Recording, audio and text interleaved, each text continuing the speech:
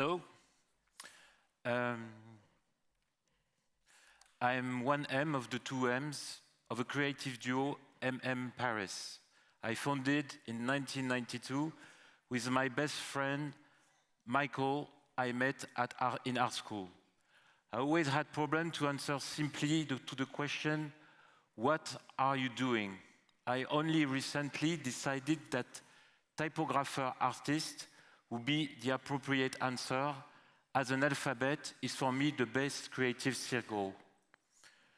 Why is an alphabet the perfect creative circle?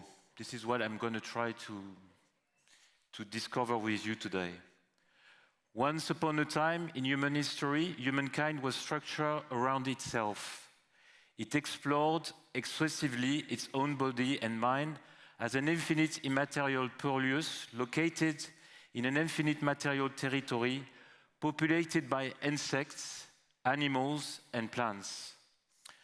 It has not reached the point of understanding that its place on Earth is limited. One culture did not yet completely and savagely overflown the terrain on which humans are living to naively, then stupidly, and finally violently impose their knowledge as a universal, unique vision. Then the space on Earth was perceived in pieces. Gradually, those pieces started to collide against one another, but they were not yet unified as a whole object. Being someone suited by this delicate sound of this elusive drift, through different religions and philosophy, humankind strived to define many different facets of a universal human being. Why are all those entities alive? Are they part of one thing, the same for everyone? Since humankind had not yet circulated the globe all around, the planet as a whole entity is still a fantasy, a projection. No one, neither a dog or a monkey, has been far enough in the stars to see the Earth from afar. Discussion or writings unity are mythologies, endless chants, or elongated poems constantly dematerialized, then metabolized by religion and philosophy. Unity is an unstable, dazzling structure, an inverted and abstract projection of the humankind. It's nebulous fiction. By the end of the 19th century, humankind had somehow crystallized the idea of the finitude of the earth. Fearing the idea of particularism becoming the rule and not the exception, in the 20s of the 20th century, a European modernist revolution tried to eradicate in architecture and visual art every hint of particularism in order to facilitate the implementation of a comforting universalism all around the globe. This would help to streamline all human relationships toward reason and pragmatism, then facilitate the unification of the planet in imposing worldwide regulation. Obviously, before the modern revolution, a sign as the texture and the complexity of the human being. Community of humans are floating islands, drifting in the same space. Each human living on those islands has the intuition that they are also part of other islands. So they try to connect in a spiritual way to build tangible representation of humankind. It's an immaterial community, all articulated around the language, the idea of language being an extension of the human body and soul, in which letters have somehow the texture of chromosome. Modernism aimed to cut everything that was too human in the human itself. In the Western world, human thought they could simplify everything so that it could be shared by everyone on the planet. without any geographical and temporal difference. The modernist revolution went along with the industrial revolution. That is why every object was simplified instead of being left complex as inviting an unfinished entity open to dialogue. A streamlined and oversimplified language is invented to become an infectious and performative vector of this revolution. Alphabets are not anymore an extension of the human body and soul. They are conceived to be perceived as a collection of artificial and procedural components in order to eradicate all particularism. Human relationships would then be turned smoothly toward univoc communications and not equivoc conversations. Whether as a rule or an exception, particularism are not to be feared, but on the contrary, need to be embraced. They are exuberant manifestations of human activities. Being human means being particular. Articulating particularities means being extremely human, an author, an artist.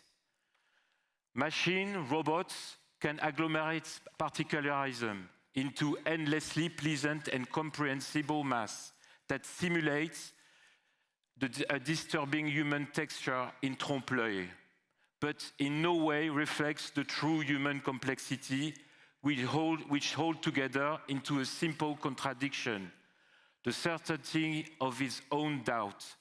Machines are forever, humans are dying no matter what. Articulating particularism to draw an original sinuous journey which triggers the human relation to its ephemeral existence is what makes all of us humans and not machines. My belief is that the act of creation for human beings is somehow locked into the immeasurable obsession of creating an asymmetrical double of themselves. I draw faces constantly because of their stimulating asymmetry. The human face is somehow an accurate representation of the idea I have of the asymmetrical double. The face as a unified entity triggers that stimulating relationship between two asymmetrical entities. The one bisected by an imaginary line running from the middle of the front head until the middle of the chin. They seem identical, but they are in fact completely different. This disequilibrium between the two parts gives to the person staring at the face the sensation of it being in a perpetual movement. A face stands as a unity and a harmonious construction because it perpetually seeks for dialogue. The dialogue between the two parts of the face and the dialogue with another human being and its face. Mary Shelley's Frankenstein novel is not a novel that questions the possibility or the impossibility for human beings to create another human being. It is a novel as a metaphor of the artistic act. Frankenstein is not a terrifying monster or a disturbing human construction. He is simply an asymmetrical double of the author. Since humans know they will die, they are obsessed with finding a way to install a long-lasting dialogue, echo of themselves with the body and the soul of other human beings. They defeat their finitude in traveling the time through human density. It is the ultimate act of creation. A true art piece has, like all of us, a lifespan, which is why an art piece gets to be conserved. Good conservators never restore an art piece to its original state. They help the piece to travel through time to eventually dilute them into life. Creating A piece of art is not so much an act which inflects the present, nor the future, but metabolizes a forthcoming past. An art piece is vanishing by diluting itself in the life of humans, then reappears in becoming a mythology, a story that gets told in the present as if it happened in the future. An art piece agglomerates in the future a new past, which helps the new generation of creative minds to build art pieces.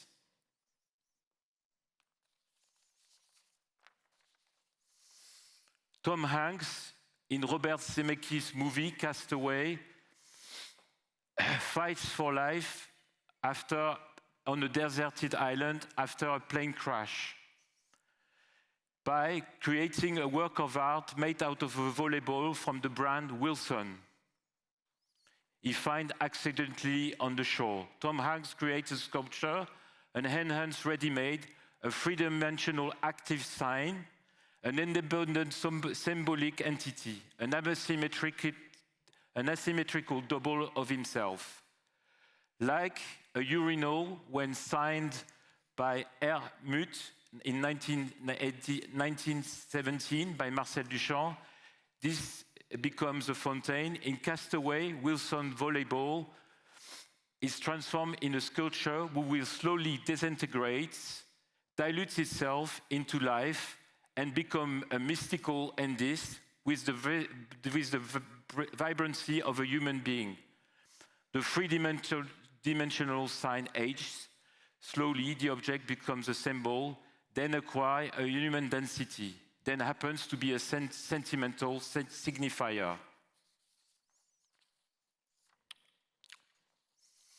In one of my earlier sentences, machines are forever, humans are dying no matter what, the word machine does not only refer to a physical object, but also to an immaterial entity, a program. In 2001, Space Odyssey, HAL is a beautiful red-eye machine, but it is not proposed in the movie as a metaphor of an art piece or a human being. This machine represents a prolongation of the modernist revolution in a fictional future operated by machines as self-generated programs or self-generated procedure. They are not anymore a tool or a software which elongates the creative gesture. They mimic the act of making an art piece. They accelerate the finitude of the human being. They oversimplify the human behavior. They are drying human substance out of any human. Artificial intelligence is in fact genuine cynicism. It over-abuses humankind and the earth on which we live in an extremely efficient way. HAL is red, but has nothing to do with the absurdity of a vain, gluttonous object such as a red Ferrari. On a planet desperately seeking for resources, such a car takes a human extremely fast from one point to another. This is not teleportation. A Ferrari is not a machine, but a multi-layered fetish image deployed in space and time, meticulously articulated together from its conception to its construction. Eventually, human beings are driving those red cars to unconsciously elevate themselves towards the finitude of the world. This is why those objects are ambiguous as humans are. Bauhaus dealt with the idea of modernism, but a lot of things discovered in the Bauhaus were misread. They were taken out of their context, where they should always have stayed. The move of Bauhaus and modernism to America was the final lethal distortion of that movement. The discovery made by the Bauhaus in the 20s already announced the nightmare that happened 10 years later in Europe. What is the limit of human being in an industrial world once they will discover that the planet is a finished object, Going on the moon is not even an answer, indeed. When the Apollo 17 crew saw the Earth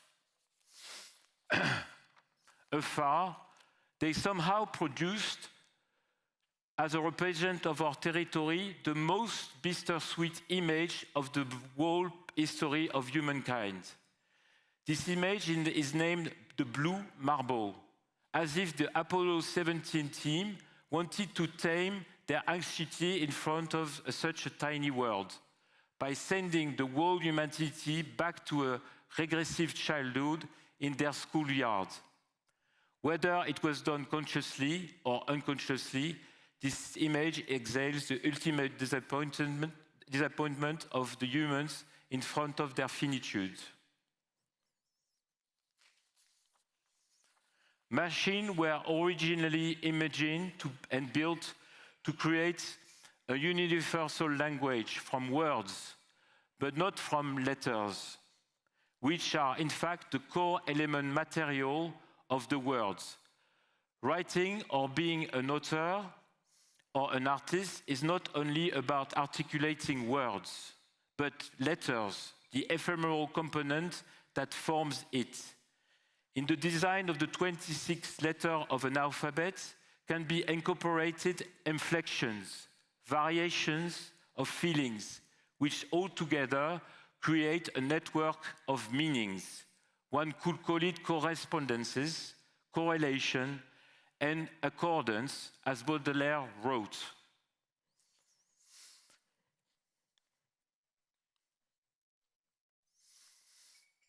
All the alphabets we have been creating under the acronym Paris will deal with the fact that in order to catch the attention of the reader and then be read, they need to have a personality.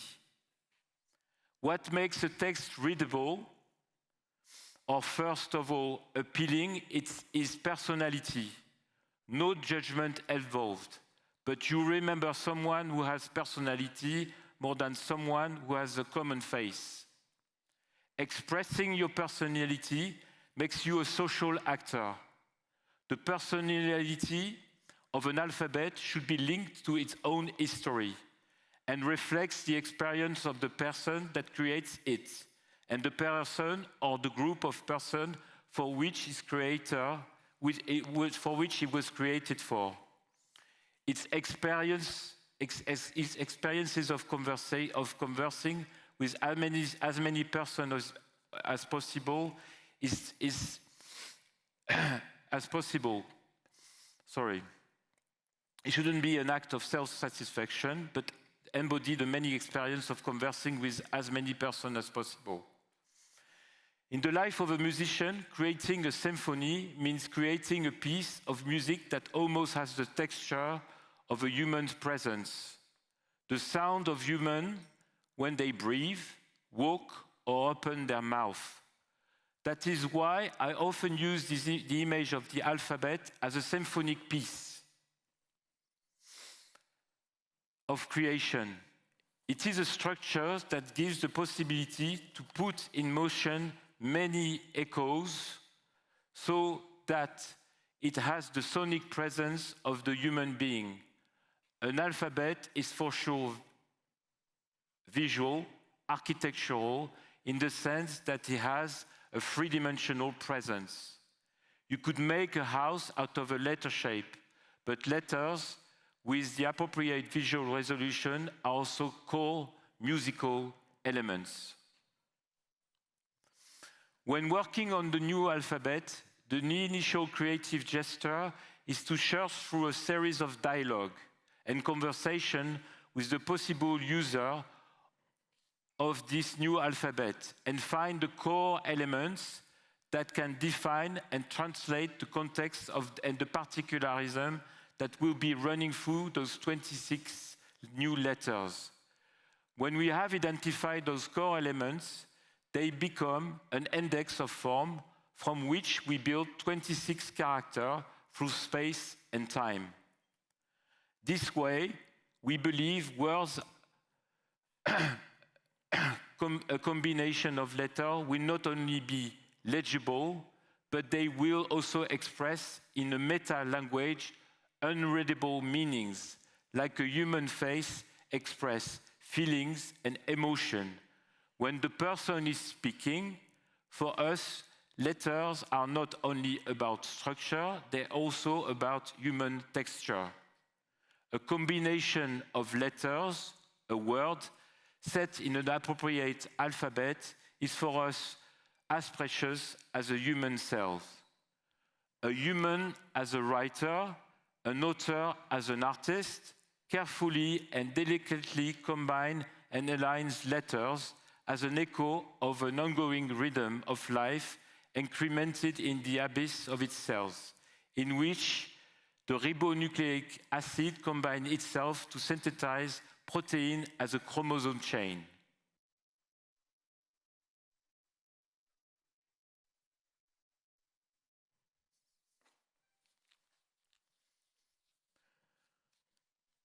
A performative alphabet needs to be symmetrically bold and delicate, so that it absorbs and deflects human emotions. A complete alphabet is a circular construction with 26 letters that are in dialogue with each other to shine through its center with the texture of the human voice.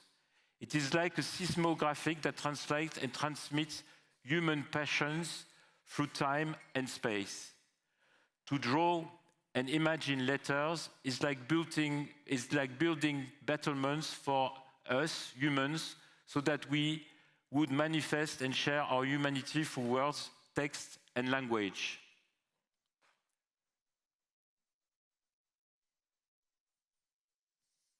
So with Michael, we have been created a whole world, slowly but gradually, that lives beside the world we live in. So there are inhabitants, doubles of human beings, and time is a very important factor. And to habitate this world, we were very also adamant to create objects that we qualified those objects as signs. They're not like design pieces, they're more signs in three-dimensional texture. So in alphabets, you have like letters, but you sometimes also have expanding signs that go dingbats in a common language. And those objects are a bit like dingbats. And they helped, like for instance here in this exhibition in the Power Station of Art in China, to build a complete world that is completely immersive.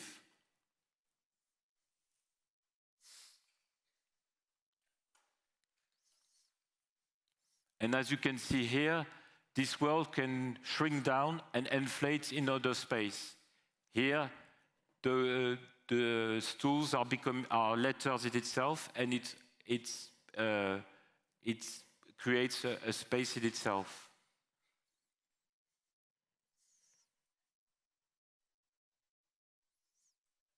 In Musée d'Orsay, we installed a typography that's called the New Alphabet, which each letter were based on famous people of the contemporary world.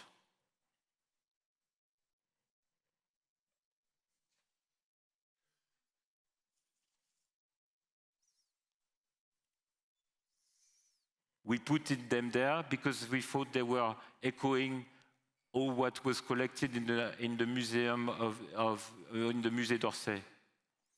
And then later, as an explorative act, we carry on circulating through the Musée d'Orsay, and we were obsessed by the idea of creating ABCD of the Orsay, of the Museum of Orsay. So we travel throughout the collection, and we drew each according we drew in front of each artist A for Louisa Bema, a B for Rosa Bonheur, and a C for Courbet, and a D for Degas, etc., etc.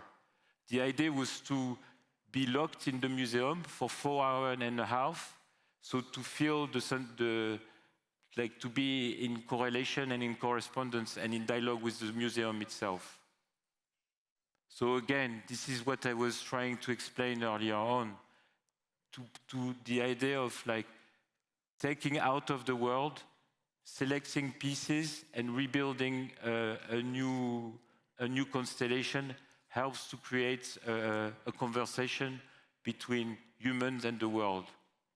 And that's an installation in a library in Korea, where it's to say that something that was grabbed in the museum can be re-injected in another part of the world. So the dialogue keeps going on. And something that was also has been very much embedded in our work is the long-term collaboration with Björk,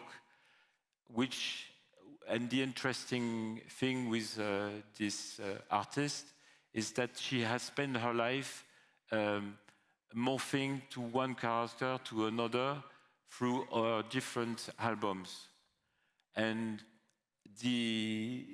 what makes it special is that each character is so real that for each new album, she invents a new persona. And so in order to make that persona truly believable, a way just to trick the human eye or to trick the human sensation is that the language of this new persona should be believable. So for each album that we created for Björk, the work on the typeface was a very big part of the research, to make each character that she's been interpreting extremely believable. And one of the last things that she commissioned us was for the last album called Phosphora. She wanted us to work on the idea of a mushroom typeface.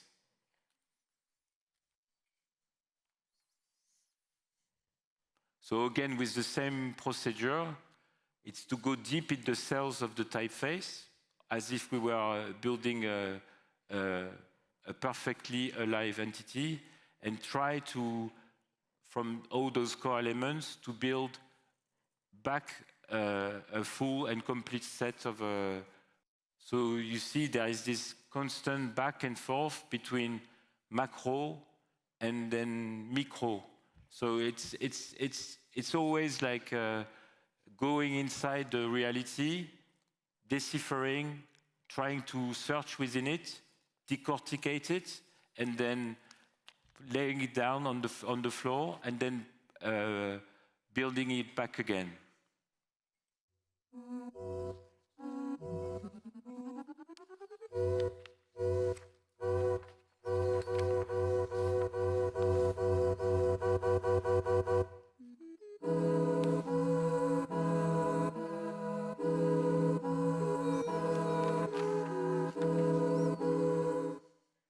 Why is an alphabet such a performative creative procedure? There are already clearly defined sets of rules. However, everything is possible. Creating typography for the sake of it is of no interest whatsoever. It can be pleasant, like sharpening a piece of wood to kill time, or polishing stones endlessly and exhibiting them in cabinets. Or on the contrary, as soon as you start to consider the alphabet as a collection of 26 entities that are endlessly combined, you begin to approach the complexity of the humankind.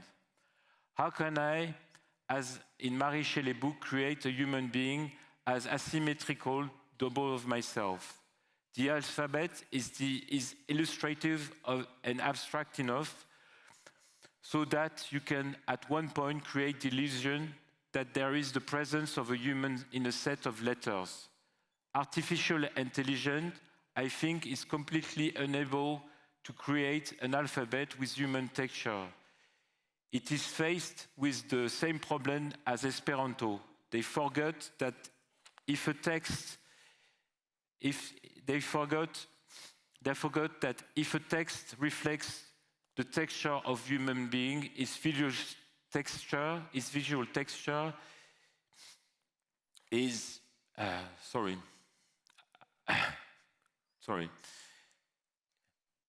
Artificial intelligence, I think, is completely unable to create an alphabet with human texture. It is faced with the same problem as Esperanto. Its visual texture is integral to the context of the text. The problem with artificial intelligence is that the images it creates are disarticulated. Every element is poorly attached to one another because it has no interwoven and architecture. What makes us humans is our ability to board on a vessel for our own thoughts, to travel through time. When Gutenberg invented in presenting his printing device, he was not just a technician, he was concerned with writing. The combination of his invention and someone writing a text means that every book is a collaborative piece of art. For humans to be extremely human and protect what makes them special, they should assume that the alphabet is a space of resistance and an almost perfect creative circle. Thank you.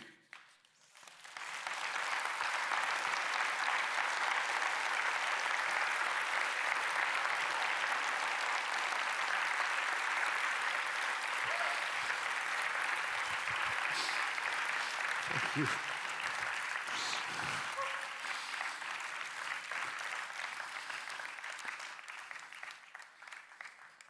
All the speakers always complain that they don't have enough time, and you managed to put a 4-hour presentation into 30 minutes. So exactly. Congratulations for that one. That's why I was a bit lost at one point. But we love.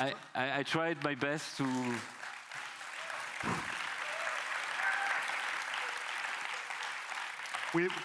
We love the way you got lost, because it's fun to follow you in that realm. It was the thing is, normally we are 2 people, so it was a 4-hour-long presentation of 2 people. So I did compress everything in 30 minutes. Smart one, very smart. Well, we will have a full day M&M special next year, just for you 2 guys. No, but what was important is also, it's one of the first time I tried the exercise of not talking too much about what's happening behind. So I was like 2 worlds running. We figured that out. Apart. So also maybe it's a way for people to ask questions, because maybe they didn't understand what was going on behind, so they can ask questions. There's one over there. A brave one. Do we have a microphone? There's a microphone coming up. Keep it short. Yeah, I will try. Je peux le faire en français aussi. Thanks for the presentation. Excellent. I think, on AI, on artificial intelligence, you should let it go. It doesn't matter. I mean, yes. It doesn't matter. So my question is that, what you call modernism is actually, and it's a question, it's really the neue Sachlichkeit, la nouvelle objectivité. And at the core, there was a very human element, which was to, going out of the First World War, hygienism, and really trying to address core societal problems. So it was well intended. And that's where all the norms and the icons and so forth come from, 20s and 30s.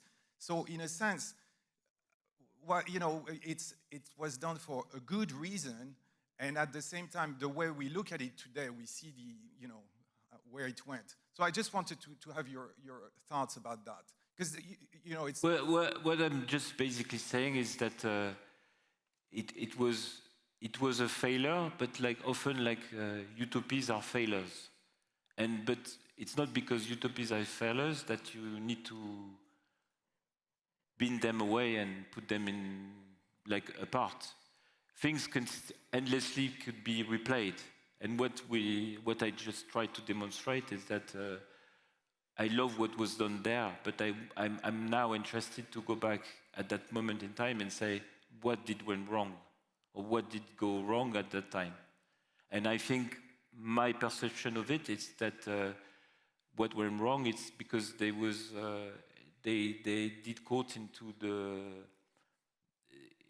the rules, and they forget just to express themselves.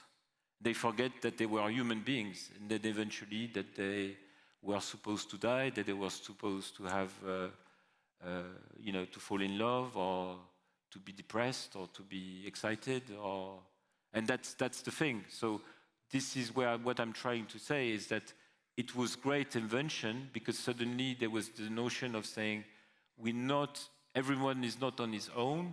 It's oneself amongst many other this was the beauty of that moment in time, where they say, okay, I address myself to the rest of the world, and how do I deal with it?